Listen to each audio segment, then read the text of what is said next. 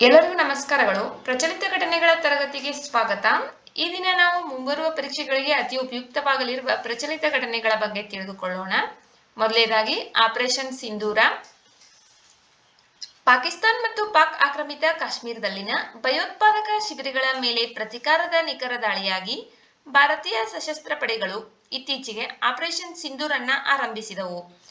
9 ವಿಭಿನ್ನ ಸ್ಥಳಗಳಲ್ಲಿ 21 ಭಯೋತ್ಪಾದಕ ಶಿಬಿರಗಳನ್ನ ಸ್ಥಾಪಿತ ತಂತ್ರಜ್ಞಾನ, ಶಸ್ತ್ರಾಸ್ತ್ರಗಳು ಮತ್ತು ಎಚ್ಚರಿಕೆಯಿಂದ ಆಯ್ಕೆ ಮಾಡಿದ ಸಿಡಿತಲೆಗಳನ್ನು ಬಳಸಿ ಕನಿಷ್ಠ ಮೇಲಾಧಾರ ಹಾನಿಯನ್ನು ಖಚಿತಪಡಿಸಿಕೊಳ್ಳಲು ದಾಳಿ ಮಾಡಲಾಯಿತು.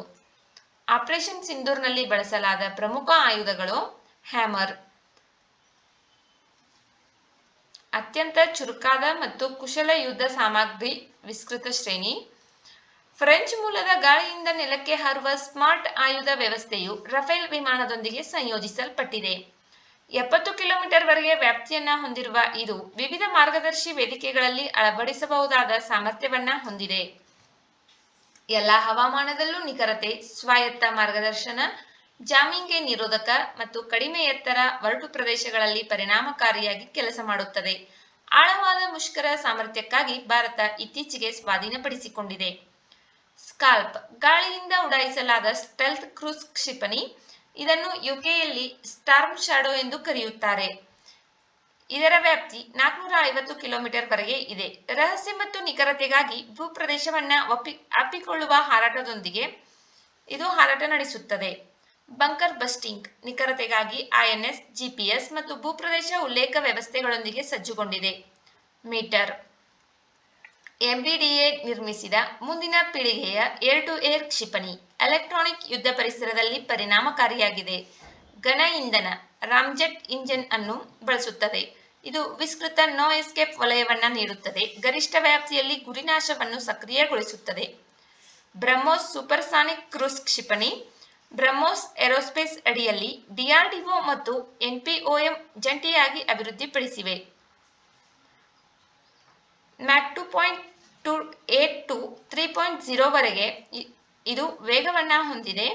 MTCRಗೆ ಪ್ರವೇಶಿಸಿದ ನಂತರ ಭಾರತ MTCRಗೆ ಪ್ರವೇಶಿಸಿದ ನಂತರ 290 ಕಿಲೋಮೀಟರ್ನಿಂದ 400ರಿಂದ 500 ಕಿಲೋಮೀಟರ್ಗೆ ವ್ಯಾಪ್ತಿಯು ಹೆಚ್ಚಾಗಿದೆ.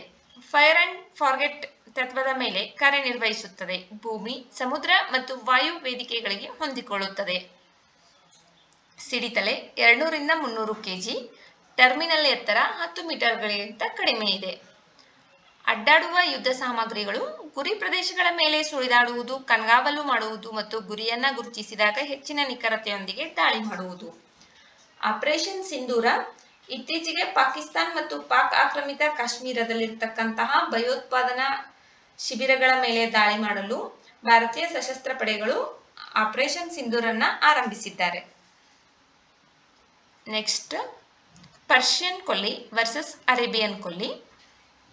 ಸೌದಿ ಅರೇಬಿಯಾಕ್ಕೆ ಭೇಟಿ ನೀಡುವ ಸಂದರ್ಭದಲ್ಲಿ ಅರಬ್ ಗಲ್ಫ್ ರಾಷ್ಟ್ರಗಳ ಆದ್ಯತೆಗಳಿಗೆ ಅನುಗುಣವಾಗಿ ಪರ್ಷಿಯನ್ ಗಲ್ಫ್ ಅನ್ನು ಅರೇಬಿಯನ್ ಗಲ್ಫ್ ಎಂದು ಅಧಿಕೃತವಾಗಿ ಮರುನಾಮಕರಣ ಮಾಡಲು ಅಮೆರಿಕ ಅಧ್ಯಕ್ಷ ಡೊನಾಲ್ಡ್ ಟ್ರಂಪ್ ಯೋಜಿಸಿದ್ದಾರೆ. ಪರ್ಷಿಯನ್ ಗಲ್ಫ್ ಅನ್ನ ಅಮೆರಿಕ ಗಲ್ಫ್ ಆಗಿ ಮರುನಾಮಕರಣ ಮಾಡಲು ಡೊನಾಲ್ಡ್ ಟ್ರಂಪ್ ಅವರು ಯೋಜಿಸಿದ್ದಾರೆ. ಪರ್ಷಿಯನ್ ಕೊಲ್ಲಿ ಪಶ್ಚಿಮ ಏಷ್ಯಾದಲ್ಲಿ ಆಳವಿಲ್ಲದ ಒಳನಾಡಿನ ಸಮುದ್ರವಾಗಿದ್ದು Iran, Iraq, Kuwait, Saudi Arabia ಮತ್ತು UAE ಮುಂತಾದ ದೇಶಗಳಿಂದ ಗಡಿಯಾಗಿದೆ. ಪರ್ಷಿಯನ್ ಕೊಲ್ಲಿ ಎಂಬ ಪದವನ್ನು 16ನೇ ಶತಮಾನದಿಂದಲೂ ಸ್ಥಿರವಾಗಿ ಬಳಸಲಾಗುತ್ತಿದೆ. ಐತಿಹಾಸಿಕ ದಾಖಲೆಗಳು, ಅಂತಾರಾಷ್ಟ್ರೀಯ ಒಪ್ಪಂದಗಳು ಮತ್ತು ನಕ್ಷೆಯ ಉಲ್ಲೇಖಗಳಲ್ಲಿ ವ್ಯಾಪಕವಾಗಿ ಗುರುತಿಸಲ್ಪಟ್ಟಿದೆ. ಅರಬ್ ರಾಷ್ಟ್ರಗಳು, ವಿಶೇಷವಾಗಿ ಸೌದಿ ಅರೇಬಿಯಾ ಮತ್ತು UAE, ತಮ್ಮ ರಾಷ್ಟ್ರೀಯ ನಕ್ಷೆಗಳು ಮತ್ತು ದಾಖಲೆಗಳಲ್ಲಿ ಅರೇಬಿಯನ್ ಕೊಲ್ಲಿ ಎಂಬ ಪದವನ್ನ ಬಳಸುತ್ತವೆ. 2012ರಲ್ಲಿ ಇರಾನ್ ತನ್ನ ನಕ್ಷೆಗಳಲ್ಲಿ ಜಲಮೂಲವನ್ನು ಲೇಬಲ್ ಮಾಡದಿದ್ದಕ್ಕಾಗಿ ಗೂಗಲ್ ವಿರುದ್ಧ ಮೊಕದ್ದಮೆ ಹೂಡುವುದಾಗಿ ಬೆದರಿಕೆ ಹಾಕಿತು. ಅದರ ಐತಿಹಾಸಿಕ ಹೆಸರಿಸುವ ಹಕ್ಕುಗಳನ್ನ ಪ್ರತಿಪಾದಿಸಿತು. ಪರ್ಷಿಯನ್ ಕೊಲ್ಲಿ ಹಿಂದೂ ಮಹಾಸಾಗರದ ಅಂಚಿನ ಸಮುದ್ರವಾಗಿದ್ದು ಪಶ್ಚಿಮ ಏಷ್ಯಾದಲ್ಲಿದೆ ಮತ್ತು ಇದು ಒಂದು ಪ್ರಮುಖ ಭೌಗೋಳಿಕ ರಾಜಕೀಯ ಚುಕ್ಕಾಣಿ ಬಿಂದುವಾಗಿದೆ. ಇದು ಜಾಗತಿಕ ತೈಲ ಸಾಗಣೆಗೆ ವಿಶ್ವದ ಅತ್ಯಂತ ಕಾರ್ಯತಂತ್ರದ ಕಡಲ ಮಾರ್ಗಗಳಲ್ಲಿ ಒಂದಾದ ಹಾರ್ಮುಜ್ ಜಲಸಂಧಿಯ ಮೂಲಕ ಅರೇಬಿಯನ್ ಸಮುದ್ರಕ್ಕೆ ಸಂಪರ್ಕ ಹೊಂದಿದೆ. ಹಾರ್ಮುಜ್ ಜಲಸಂಧಿಯು ಪರ್ಷಿಯನ್ ಕೊಲ್ಲಿಯನ್ನು ಒಮನ್ ಕೊಲ್ಲಿಗೆ ಸಂಪರ್ಕಿಸುವ ಕಿರಿದಾದ ಮಾರ್ಗವಾಗಿದ್ದು ಜಾಗತಿಕ ತೈಲ ಪೂರೈಕೆಯ ಗಮನಾರ್ಹ ಪಾಲು ಇದರ ಮೂಲಕ ಹಾದು ಹೋಗುತ್ತದೆ. ಇದು ಒಂದು ಕಾರ್ಯತಂತ್ರದ ಚೆಕ್ ಪಾಯಿಂಟ್ ಆಗಿದೆ. ಪರ್ಷಿಯನ್ ಕೊಲ್ಲಿಯಲ್ಲಿ ಇರಾನ್ ಅತಿ ಉದ್ದದ ಕರಾವಳಿಯನ್ನ ಹೊಂದಿದೆ. ಪ್ರಮುಖ ದ್ವೀಪಗಳು ಕೆಶ್ಮ ದ್ವೀಪ ಪರ್ಷಿಯನ್ ಕೊಲ್ಲಿಯ ಅತಿದೊಡ್ಡ ದ್ವೀಪವಾಗಿದ್ದು ಬಹರೇನ್ನ ಸುಮಾರು 2.5 ಪಟ್ಟು ದೊಡ್ಡದಾಗಿದೆ. ಬಹರೇನ್ 50ಕ್ಕೂ ಹೆಚ್ಚು ದ್ವೀಪಗಳನ್ನು ಒಳಗೊಂಡಿರುವ ಸಾರ್ವಭೌಮ ದ್ವೀಪ ಸಮೂಹ ರಾಜ್ಯ ಮತ್ತು ಅಮೆರಿಕಾದ ಮಹತ್ವದ ನೌಕಾನೆಲೆ ಸ್ಥಳವಾಗಿದೆ. ಪರ್ಷಿಯನ್ ಕೊಲ್ಲಿಗೆ ಅರೇಬಿಯನ್ ಕೊಲ್ಲಿ ಅಂತ ಹೇಳಿ ಮರುನಾಮಕರಣ ಮಾಡ್ಬೇಕಂತ ಹೇಳಿ ಇತ್ತೀಚೆಗೆ ಅಮೆರಿಕಾದ ಅಧ್ಯಕ್ಷ ಡೊನಾಲ್ಡ್ ಟ್ರಂಪ್ ಅವರು ಯೋಜಿಸಿದ್ದಾರೆ. ಆದ್ದರಿಂದ ಇದು ಸುದ್ದಿಯಲ್ಲಿದೆ. ನೆಕ್ಸ್ಟ್, IMDEX ಏಷ್ಯಾ 2025 ಚಾಂಗಿ ಪ್ರದರ್ಶನ ಕೇಂದ್ರದಲ್ಲಿ ನಡೆದ IMDEX ಏಷ್ಯಾ 2025ರಲ್ಲಿ ಭಾಗವಹಿಸಲು ಭಾರತೀಯ ನೌಕಾ ಹಡಗು INS ಕಿಲ್ಟನ್ ಸಿಂಗಾಪುರಕ್ಕೆ ಆಗಮಿಸಿತು. IMDEX ಏಷ್ಯಾ ಪೆಸಿಫಿಕ್ ಸಮುದ್ರದಲ್ಲಿ ಪ್ರಮುಖ ಕಡಲ ಮತ್ತು ರಕ್ಷಣಾ ಪ್ರದರ್ಶನವಾಗಿದ್ದು 1997ರಲ್ಲಿ ಪ್ರಾರಂಭವಾದಾಗಿನಿಂದ ಸಿಂಗಾಪುರದಲ್ಲಿ ದ್ವೈವಾರ್ಷಿಕವಾಗಿ ನಡೆಸಲಾಗುತ್ತದೆ. ಇದು ನೌಕಾಪಡೆಗಳು, ಕರಾವಳಿ ಕಾವಲುಗಾರರು ಮತ್ತು ಕಡಲ ರಕ್ಷಣಾ ಕೈಗಾರಿಕೆಗಳಿಗೆ ಜಾಗತಿಕ ವೇದಿಕೆಯಾಗಿ ಕಾರ್ಯನಿರ್ವಹಿಸುತ್ತದೆ. ಇದನ್ನು 2009ರಲ್ಲಿ ಸ್ಥಾಪಿಸಲಾಯಿತು. ರಿಪಬ್ಲಿಕ್ ಆಫ್ ಸಿಂಗಾಪುರ್ ನೇವಿ ಮತ್ತು S Rajaratnam School of International Studies ಜಂಟಿಯಾಗಿ ಆಯೋಜಿಸಿವೆ. ಇದು ನೌಕಾಪಡೆಯ ಮುಖ್ಯಸ್ಥರು, ಕರಾವಳಿ ಕಾವಲುಗಾರರ ಮುಖ್ಯಸ್ಥರು, ನೀತಿ ನಿರೂಪಕರು, ಕಾರ್ಯತಂತ್ರದ ವಿಶ್ಲೇಷಕರು ಮತ್ತು ಕಡಲ ಪಾಲುದಾರರನ್ನು ಒಟ್ಟುಗೂಡಿಸುತ್ತದೆ. ಈ ಸಮ್ಮೇಳನವು ಪರಸ್ಪರ ಭದ್ರತೆ, ಕಡಲ ಕ್ಷೇತ್ರದ ಅರಿವು ಮತ್ತು ಜಾಗತಿಕ ಕಡಲ ಕಾಮನ್ಗಳಲ್ಲಿನ ಸವಾಲುಗಳಿಗೆ ಸಹಕಾರಿ ಪರಿಹಾರಗಳನ್ನು ಹೆಚ್ಚಿಸುವತ್ತ ಗಮನ ಹರಿಸುತ್ತದೆ. IMDEX ಏಷ್ಯಾ 2025 ಇದು ಒಂದು ಕಡಲ ಮತ್ತು ರಕ್ಷಣಾ ಪ್ರದರ್ಶನವಾಗಿದ್ದು 1997ರಲ್ಲಿ ಆರಂಭವಾಗಿದೆ. ಆವಾಗಿನಿಂದ ಸಿಂಗಾಪುರದಲ್ಲಿ ಪ್ರತಿ 2 ವರ್ಷಗಳಿಗೊಮ್ಮೆ ಇದನ್ನು ನಡೆಸಲಾಗುತ್ತದೆ. ನೆಕ್ಸ್ಟ್, ಪಿಪ್ರಾಹ್ವಾ ರತ್ನಗಳು, ಪಿಪ್ರಾಹ್ವಾ ಜೆಮ್ಸ್. ಪ್ರಪಂಚದಾದ್ಯಂತ ಬೌದ್ಧ ವಿದ್ವಾಂಸರು ಮತ್ತು ಸನ್ಯಾಸಿಗಳು ಪ್ರಾಚೀನ ಪಿಪ್ರಾಹ್ವಾ ರತ್ನಗಳ ಹರಾಜಿನ ಬಗ್ಗೆ ಕಳವಳ ವ್ಯಕ್ತಪಡಿಸಿದ್ದಾರೆ. ಇವುಗಳಲ್ಲಿ ಬುದ್ಧನ ಉಪಸ್ಥಿತಿ ಇದೆ ಎಂದು ವ್ಯಾಪಕವಾಗಿ ನಂಬಲಾಗಿದೆ. ಪಿಪ್ರಾಹ್ವಾ ರತ್ನಗಳು ಇಂದಿನ ಉತ್ತರ ಪ್ರದೇಶದಲ್ಲಿರುವ ಪಿಪ್ರಾವಾದಲ್ಲಿರುವ ಸ್ತೂಪ ಅಥವಾ ಸಮಾಧಿ ಸ್ಮಾರಕದಲ್ಲಿ ಸಮಾಧಿ ಮಾಡಲಾದ ಆಭರಣಗಳ ಸಂಗ್ರಹವನ್ನು ಸೂಚಿಸುತ್ತವೆ. ಕ್ರಿಸ್ತಪೂರ್ವ 480ರ ಸುಮಾರಿಗೆ ನಿಧನರಾದ ಬುದ್ಧನ ದಹನಗೊಂಡ ಕೆಲವು ಅವಶೇಷಗಳೊಂದಿಗೆ ಈ ರತ್ನಗಳನ್ನು ಸಂಯೋಜಿಸಲಾಗಿದೆ ಎಂದು ನಂಬಲಾಗಿದೆ. 1898ರಲ್ಲಿ ಬ್ರಿಟಿಷ್ ವಸಾಹತುಶಾಹಿ ಎಂಜಿನಿಯರ್ ವಿಲಿಯಂ ಕ್ಲಾಕ್ಟನ್ ಪೆಪ್ಪೆ ಅವರು ತಮ್ಮ ಎಸ್ಟೇಟ್ನ ಒಂದು ಭಾಗವನ್ನು ಉತ್ಖನನ ಮಾಡಿದ ನಂತರ ಇವುಗಳು ಸಿಕ್ಕಿವೆ. ಆಧುನಿಕ ಕಾಲದಲ್ಲಿ ಬುದ್ಧನ ಅವಶೇಷಗಳ ಮೊದಲ ವಿಶ್ವಾಸಾರ್ಹ ಸಂಶೋಧನೆ ಈ ಸ್ಥಳವಾಗಿತ್ತು. ಪಿಪ್ರಾಹ್ವಾ 1878ರ ಭಾರತೀಯ ನಿಧಿ ಕಾಯ್ದೆಯಡಿಯಲ್ಲಿ ಪೆಪ್ಪೆ ಕಂಡುಹಿಡಿದಿದ್ದನ್ನು ಬ್ರಿಟಿಷ್ ಪಡೆದುಕೊಂಡಿತು ಮತ್ತು ಮೂಳೆ ಮತ್ತು ಬೂದಿಯ ತುಣುಕುಗಳನ್ನು ಬ್ರಿಟಿಷರು ಈಗ ಥೈಲ್ಯಾಂಡ್ ಆಗಿರುವ ಆಗಿನ ಸಿಯಾಮ್ನ ರಾಜ ಚುಲಾಲಾಂಕಾರ್ನ್ಗೆ ಉಡುಗೊರೆಯಾಗಿ ನೀಡಿದರು. ಪಿಪ್ರಾಹ್ವಾ ರತ್ನಗಳಲ್ಲಿ ಅಮೆಥಿಸ್ಟ್ಗಳು, ಹವಳಗಳು, ಗಾರ್ನೆಟ್ಗಳು, ಮುತ್ತುಗಳು, ಶಿಲಾ ಹರಳುಗಳು, ಚಿಪ್ಪುಗಳು ಮತ್ತು ಚಿನ್ನ ಸೇರಿವೆ. ಇವುಗಳನ್ನು ಪೆಂಡೆಂಟ್ಗಳು, ಮಣಿಗಳು ಮತ್ತು ಇತರ ಆಭರಣಗಳಾಗಿ ಅಥವಾ ಅವುಗಳ ನೈಸರ್ಗಿಕ ರೂಪದಲ್ಲಿ ಕೆತ್ತಲಾಗಿದೆ. 1800 ರತ್ನಗಳಲ್ಲಿ ಹೆಚ್ಚಿನವು ಈಗ ಕೋಲ್ಕತ್ತಾದಲ್ಲಿರುವ ಭಾರತೀಯ ವಸ್ತು ಸಂಗ್ರಹಾಲಯಕ್ಕೆ ಹೋಗಿದ್ದವು. ಪಿಪ್ರಾಹ್ವಾ ರತ್ನಗಳು ಇತ್ತೀಚೆಗೆ ಅವುಗಳನ್ನ ಹರಾಜು ಮಾಡಲಾಗ್ತಿದೆ. ಆದ್ದರಿಂದ ಬೌದ್ಧ ವಿದ್ವಾಂಸರು ಮತ್ತು ಸನ್ಯಾಸಿಗಳು ಅವುಗಳ ಬಗ್ಗೆ ಕಳವಳವನ್ನ ವ್ಯಕ್ತಪಡಿಸಿದ್ದಾರೆ. ಇವು ಉತ್ತರ ಪ್ರದೇಶದಲ್ಲಿರ್ತಕ್ಕಂತಹ ಪಿಪ್ರಾವಾದಲ್ಲಿ ಇರ್ತಕ್ಕಂತಹ ಬುದ್ಧನಿಗೆ ಸಂಬಂಧಪಟ್ಟಂತಹ ಸ್ತೂಪ ಮತ್ತು ಸಮಾಧಿ ಸ್ಮಾರಕದಲ್ಲಿ ಸಮಾಧಿ ಮಾಡಲಾದಂತಹ ಆಭರಣಗಳ ಸಂಗ್ರಹ. ನೆಕ್ಸ್ಟ್, ಸ್ಕಾಲ್ಪ್ ಕ್ಷಿಪಣಿ. ಆಪರೇಷನ್ ಸಿಂಧೂರ್ನಲ್ಲಿ ಪಾಕಿಸ್ತಾನ ಮತ್ತು POKಯಲ್ಲಿನ ಆಳವಾದ ಭಯೋತ್ಪಾದನಾ ಮೂಲಸೌಕರ್ಯಗಳನ್ನು ನಾಶ ಮಾಡಲು ಭಾರತೀಯ ರಫೇಲ್ ಜೆಟ್ನಿಂದ ಸ್ಕಾಲ್ಪ್ ಕ್ಷಿಪಣಿಗಳನ್ನು ಉಡಾಯಿಸಲಾಯಿತು ಎಂದು ವರದಿಯಾಗಿದೆ. ಸ್ಟಾರ್ಮ್ ಶ್ಯಾಡೋ ಎಂಬ ಬ್ರಿಟಿಷ್ ಹೆಸರಿನಿಂದಲೂ ಕರೆಯಲ್ಪಡುವ ಸ್ಕಾಲ್ಪ್ ಕ್ಷಿಪಣಿಯು ಅತಿ ದೂರಗಾಮಿ ವಾಯು ಉಡಾವಣಾ ಕ್ರೂಸ್ ಕ್ಷಿಪಣಿಯಾಗಿದೆ. ಇದು ಸಾಂಪ್ರದಾಯಿಕವಾಗಿ ಶಸ್ತ್ರಸಜ್ಜಿತವಾಗಿದ್ದು ಹೆಚ್ಚಿನ ಮೌಲ್ಯದ ಸ್ಥಿರ ಅಥವಾ ಸ್ಥಿರ ಗುರಿಗಳ ವಿರುದ್ಧ ಆಳವಾದ ದಾಳಿ ಕಾರ್ಯಾಚರಣೆಗಳಿಗೆ ಬಳಸಲಾಗುತ್ತದೆ.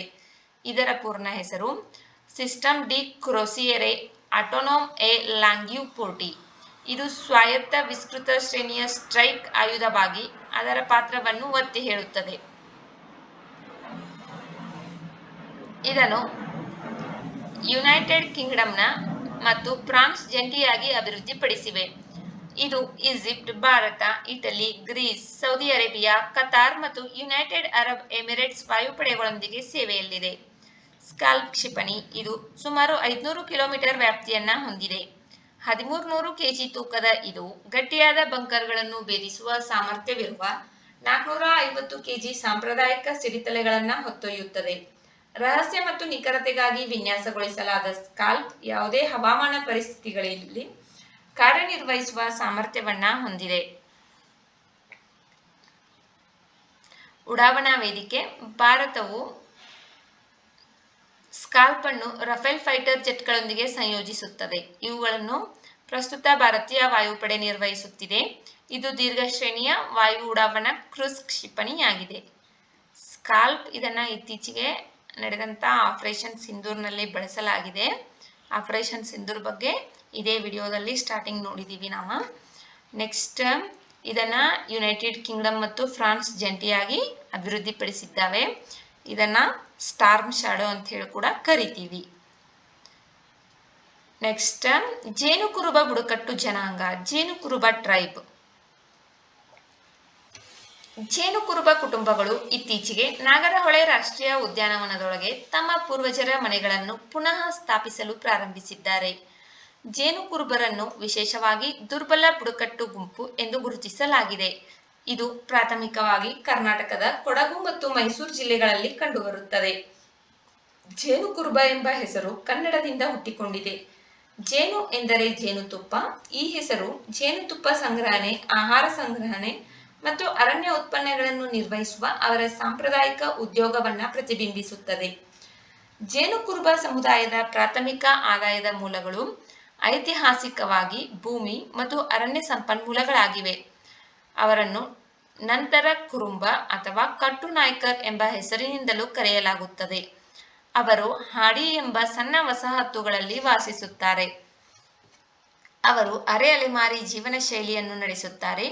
ಅವರುಗಳು ತಮ್ಮದೇ ಆದ ಮಾದರಿಯನ್ನು ಹೊಂದಿದ್ದು ಅದರಲ್ಲಿ ಮುಖ್ಯಸ್ಥ ಮತ್ತು ಧಾರ್ಮಿಕ ಮುಖ್ಯಸ್ಥ ಹೊಂದಿರುವ ಹಂತಗಳನ್ನ ಒಳಗೊಂಡಿದೆ. ಜೇನುಕುರುಬ ಇದು ಕರ್ನಾಟಕಕ್ಕೆ ಸಂಬಂಧಪಟ್ಟಂತಹ ಒಂದು ಬುಡಕಟ್ಟು ಜನಾಂಗವಾಗಿದೆ. ಇವರು ಇತ್ತೀಚೆಗೆ ನಾಗರಹೊಳೆ ರಾಷ್ಟ್ರೀಯ ಉದ್ಯಾನವನದಲ್ಲಿ ತಮ್ಮ ಪೂರ್ವಜರ ಮನೆಗಳನ್ನ ಪುನಃ ಸ್ಥಾಪಿಸಲು ಪ್ರಾರಂಭಿಸಿದ್ದಾರೆ. ಅದರಿಂದ ಇದು ಸುದ್ದಿಯಲ್ಲಿದೆ. ಇದು ಕರ್ನಾಟಕದಲ್ಲಿ ಹೆಚ್ಚಾಗಿ ಕೊಡಗು ಮತ್ತು ಮೈಸೂರು ಜಿಲ್ಲೆಗಳಲ್ಲಿ ಕಂಡುಬರುತ್ತದೆ ಈ ಬುಡಕಟ್ಟು ಜನಾಂಗ. ಇವರನ್ನ ವಿಶೇಷವಾಗಿ ದುರ್ಬಲ ಬುಡಕಟ್ಟು ಗುಂಪು ಅಂತ ಹೇಳಿ ಗುರುತಿಸಲಾಗಿದೆ. ಇವರು ಹಾಡಿ ಎಂಬ ಸಣ್ಣ ವಸಾಹತುಗಳಲ್ಲಿ ವಾಸಿಸುತ್ತಾರೆ. ನಮ್ಮ ಸ್ಟೇಟ್ ವೈಸ್ ಎಕ್ಸಾಮ್ಸ್ಗೆ ಇದು ಇಂಪಾರ್ಟೆಂಟ್ ಟಾಪಿಕ್ ಆಗ್ತೈತಿ. ಇಂಪಾರ್ಟೆಂಟ್ ಇದೆ, ನೋಡ್ಕೊರಿ. ವಿಡಿಯೋ ನೋಡಿದ್ದಕ್ಕಾಗಿ ಧನ್ಯವಾದಗಳು. ವಿಡಿಯೋದಲ್ಲಿರುವ ಮಾಹಿತಿ ಉಪಯುಕ್ತವೆನಿಸಿದರೆ ವಿಡಿಯೋಗೆ ಒಂದು ಲೈಕ್ ಮಾಡಿ. ಮತ್ತಷ್ಟು ಮಾಹಿತಿಗಾಗಿ ನಮ್ಮ ಚಾನೆಲ್ನಲ್ಲಿರುವ ವಿಡಿಯೋಗಳನ್ನ ವೀಕ್ಷಿಸಿ. ಮುಂಬರುವ ವಿಡಿಯೋಗಳು ಮತ್ತು ಮಾಹಿತಿಗಾಗಿ ನಮ್ಮ ಚಾನೆಲ್ ಅನ್ನ ಉಚಿತವಾಗಿ ಸಬ್ಸ್ಕ್ರೈಬ್ ಮಾಡಿಕೊಳ್ಳಿ. ನಿಮ್ಮ ಅನಿಸಿಕೆ ಅಭಿಪ್ರಾಯಗಳನ್ನ ಕಮೆಂಟ್ ಮೂಲಕ ತಿಳಿಸಿ. ನಮ್ಮ ಚಾನೆಲ್ ಅನ್ನ ನಿಮ್ಮ ಸ್ನೇಹಿತರೊಂದಿಗೆ ಹಂಚಿಕೊಳ್ಳಿ. Thank you.